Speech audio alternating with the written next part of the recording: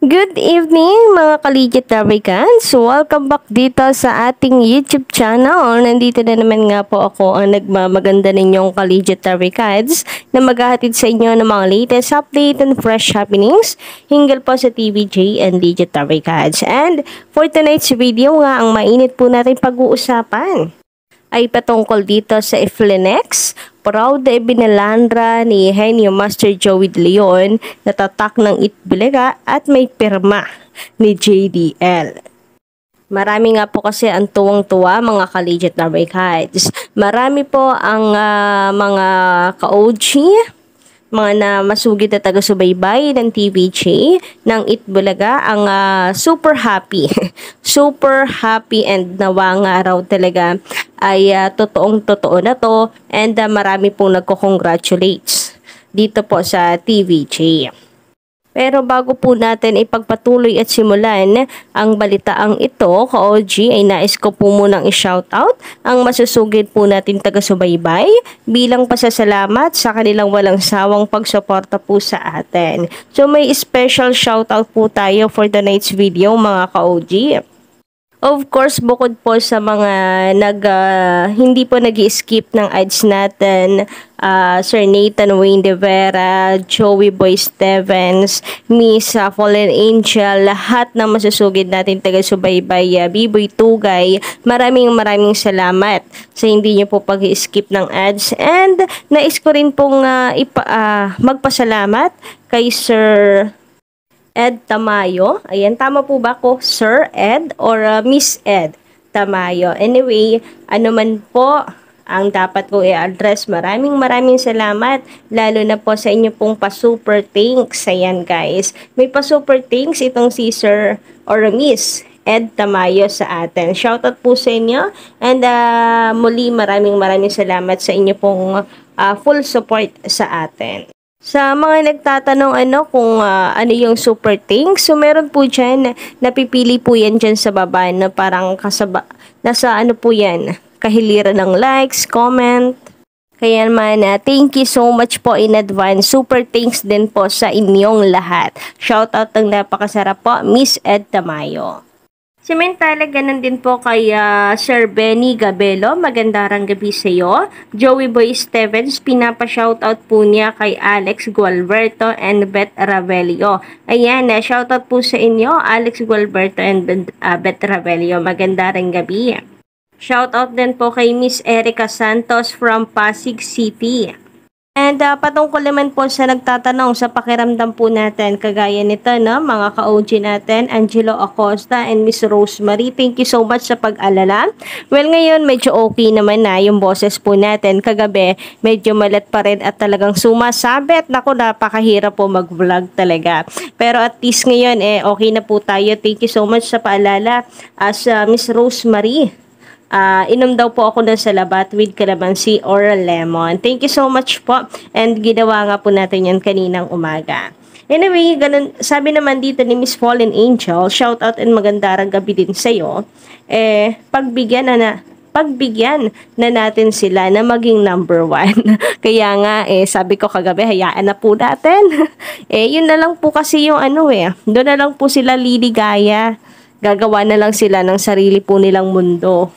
Anyway, kawawa naman. Baka sabihin, madamot ang EAT. Ganon talaga pala. Ka-desperate ang move ng kabila. Samantala, sabi naman ni Sir Roy Mishano Mogol, magandang gabi din po sa iyo. And shout out. Ayan, sana Miss Gandara, makita ka naming mga subscriber mo. Nako, baka magkulat po kayo sa personal. Baka hindi nyo ma-meet yung expectation po ninyo.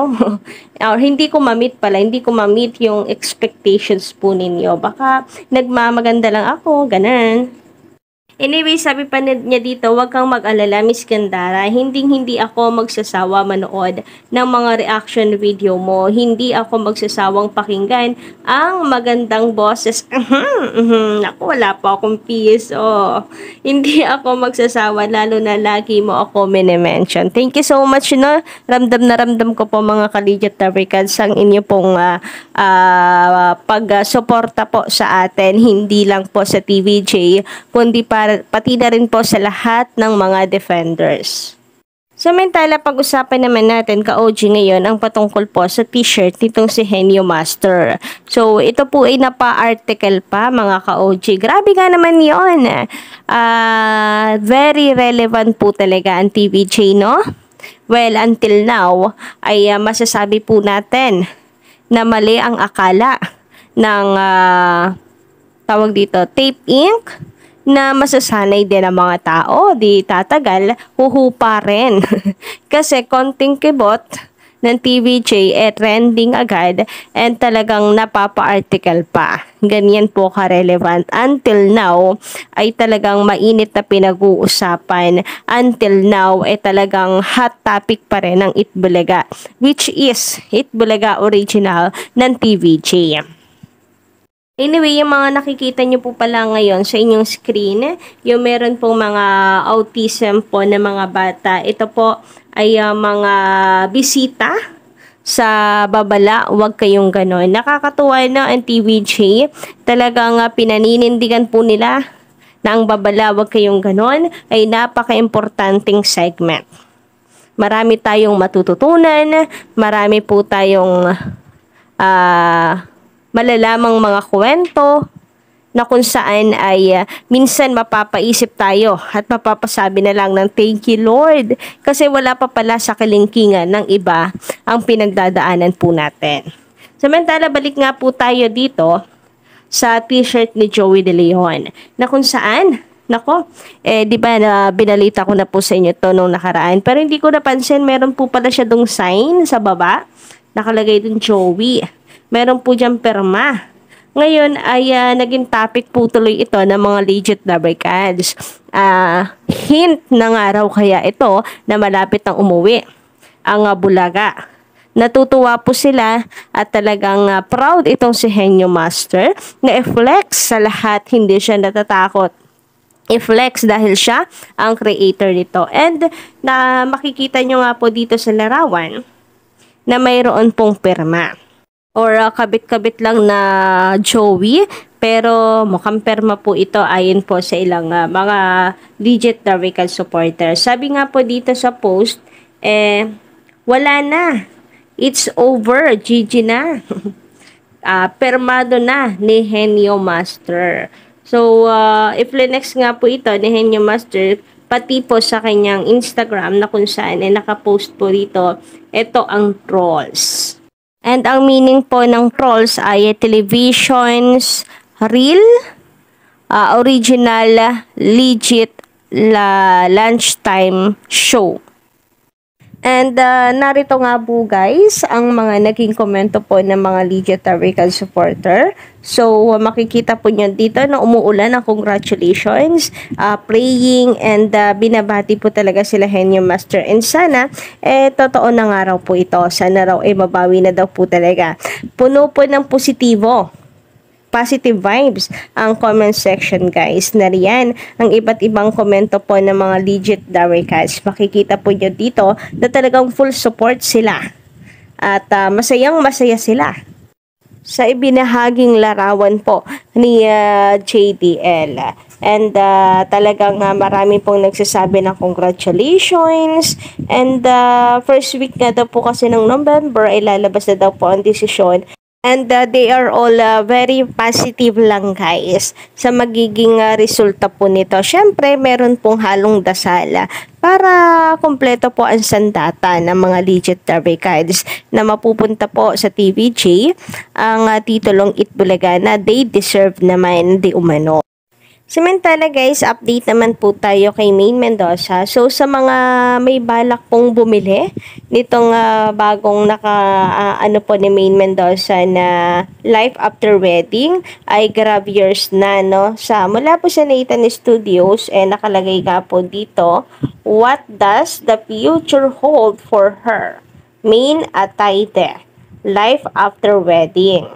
So, grab yours na mga ka-Legiatory Guides para sa mga may balak po, no? Para malaman po natin ang buhay ngayon ni Maine Mendoza after po ng wedding. So, mukhang ito po ay very personal and talagang kwento po ni Maine Mendoza. Si Maine naman po, mahilig siya talagang magsulat kung kayo po ay nakasubaybay sa buhay niya.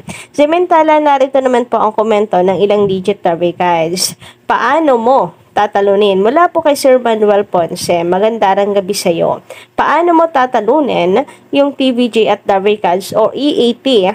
Ang sabi nga, hanggat may bata, may original Itbulaga. Talagang ano po, no? Talagang naka-caps lock po ang urig. Naka-highlight yan.